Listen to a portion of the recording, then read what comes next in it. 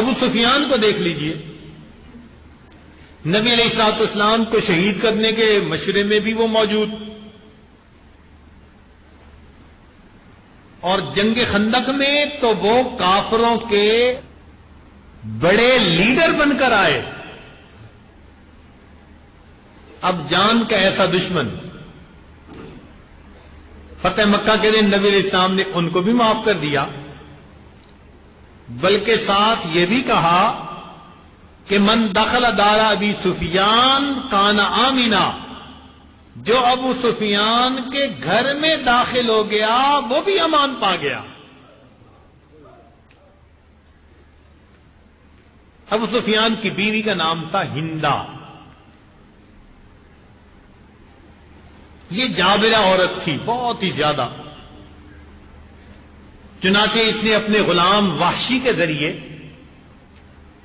سیدنا حمزہ رضی اللہ تعالیٰ عنہ کو شہید کروایا تھا جنگ احد میں۔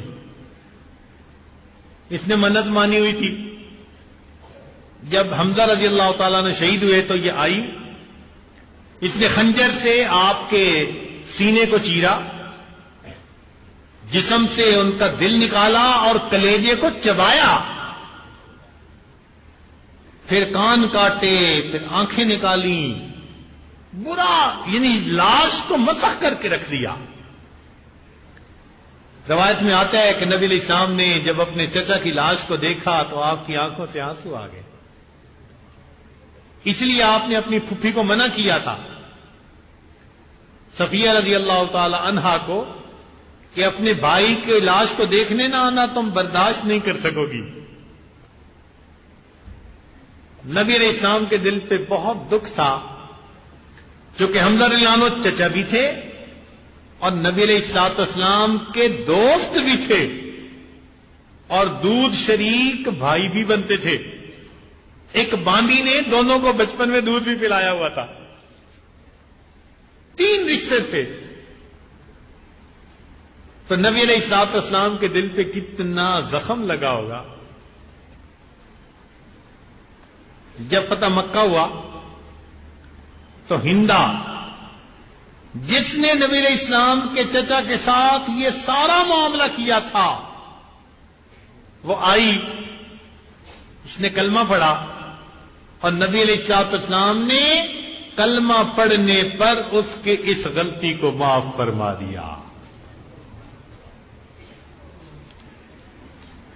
آج بہن بہن کو معاف نہیں کرتی۔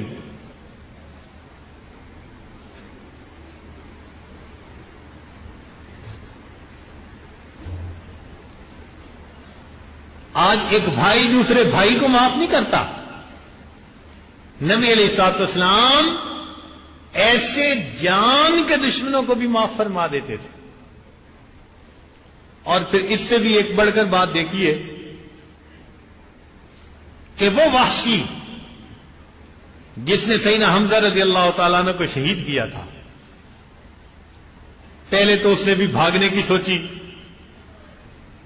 پھر کہنے لگا کہ نہیں، چنانچہ نبی علیہ السلام تشریف فرما تھے، وہ آپ صلی اللہ علیہ وسلم کی پشت کی طرف سے آئے اور آ کر اونچا کلمہ پڑھ دیا۔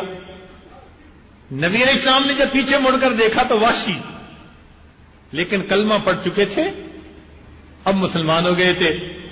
نبی علیہ الصلوۃ والسلام نے ان کے کلمے کو بھی قبول کر کے انہیں معاف کر دیا، البتہ اتنا کہا کہ وحشی زیادہ سامنے نہ آیا کرو، تمہیں دیکھ کے مجھے اپنے چچا یاد آ جاتے، تمہیں دیکھ کے مجھے اپنے چچا یاد آ جاتے۔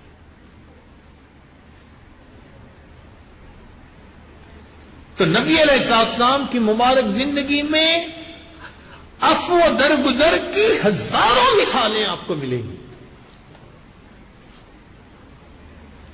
تاریخ انسانیت میں کوئی دوسری ایسی مثال نہیں کہ کسی نے اپنے دشمنوں کو اتنا معاف کیا۔